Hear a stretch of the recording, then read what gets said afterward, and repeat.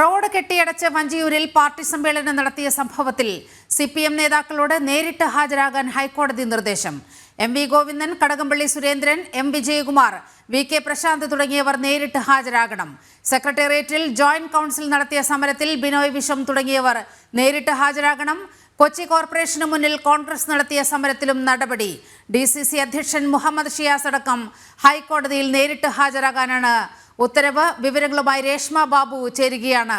ഇങ്ങനെ ജനങ്ങളെ പ്രതിരോധത്തിലേക്ക് തള്ളിവിടുന്ന രാഷ്ട്രീയ പാർട്ടികൾക്കെതിരെ കടുത്ത നടപടി ഹൈക്കോടതിയുടെ ഭാഗത്തു നിന്നും ഉണ്ടാകുകയാണ്. CPM-നും CPI-ക്കും അതുപോലെ കോൺഗ്രസിനും വലിയ തിരിച്ചടി ഈ കേസുമായി ബന്ധപ്പെട്ട് ഹൈക്കോടതിയിൽ നിന്നും ഉണ്ടായിരിക്കുന്നു. വിവരങ്ങൾ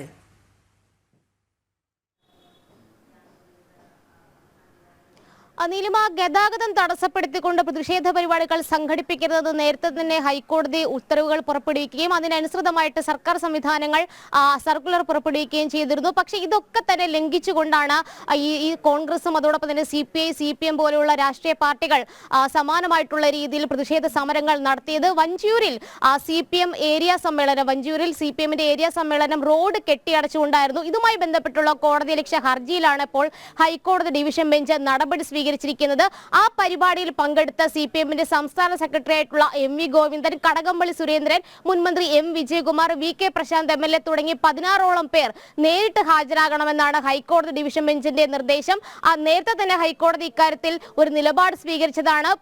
ഈ ഒരു കോടതി ഉത്തരവ് ലംഘിച്ചുകൊണ്ട് ഈ സംഭവം നടത്തിയത്, അതായത് വഴി കെട്ടിയടച്ചുകൊണ്ട് സമ്മേളനം നടത്തിയതിൽ സംഘാടകരടക്കം മറുപടി നൽകണമെന്നുള്ളതായിരുന്നു ഹൈക്കോടതി നേരത്തെ എടുത്തിട്ടുള്ള നിലപാട്, മുന്നറിയിപ്പും. എന്നാലും നേരിട്ട് തന്നെ ഈ നേതാക്കളൊക്കെ ഹൈക്കോടതിയിൽ ഹാജരായിക്കൊണ്ട് വിശദീകരണം നൽകണമെന്നാണ് ഹൈക്കോടതി ഇടക്കാല ഉത്തരവ് പുറപ്പെടുവിച്ചിട്ടുള്ളത്. ഫെബ്രുവരി 10-നാണ് ഹാജരാകേണ്ടത്. ഈ വഞ്ചിയൂരിലെ സമ്മേളനത്തിന് തൊട്ട് പിന്നാലെ തന്നെയാണ് ജോയിന്റ് കൗൺസിൽ സെക്രട്ടേറിയറ്റിലും വഴി അടച്ചുകൊണ്ട് സമരം നടത്തിയത്. ഇതിലും ഹൈക്കോടതിയുടെ ഭാഗത്തുനിന്നും നടപടി ഉണ്ടായിട്ടുണ്ട്. ബിനോയ് വിശ്വം, പന്ന്യൻ രവീന്ദ്രൻ തുടങ്ങിയ നേതാക്കൾ ഈ വിഷയത്തിലും നേരിട്ട് ഹാജരാകണം. അതോടൊപ്പം തന്നെയാണ് സമാനമായിട്ടുള്ള രീതിയിൽ കൊച്ചി കോർപ്പറേഷന് മുന്നിൽ കോൺഗ്രസ് ഒരു പ്രതിഷേധ സമരം നടത്തിയത്. അത് DCC അധ്യക്ഷൻ ഈ പറയുന്ന മുഹമ്മദ് ഷിയാസ്, അതോടൊപ്പം തന്നെ TJ Vinod MLA, Dominic presentation തുടങ്ങിയ നേതാക്കൾ ആ വിഷയത്തിലും നേരിട്ട് ഹാജരായിക്കൊണ്ട് ഹൈക്കോടതിയിൽ മറുപടി നൽകാനാണ് ഇപ്പോൾ നിലവിൽ നിർദ്ദേശം വന്നിരിക്കുന്നത്. ഇന്ന് ഈ കോടതിയലക്ഷ്യ ഹർജി പരിഗണിച്ച സമയത്ത് ഹൈക്കോടതി എടുത്തു പറഞ്ഞൊരു കാര്യമുണ്ട്.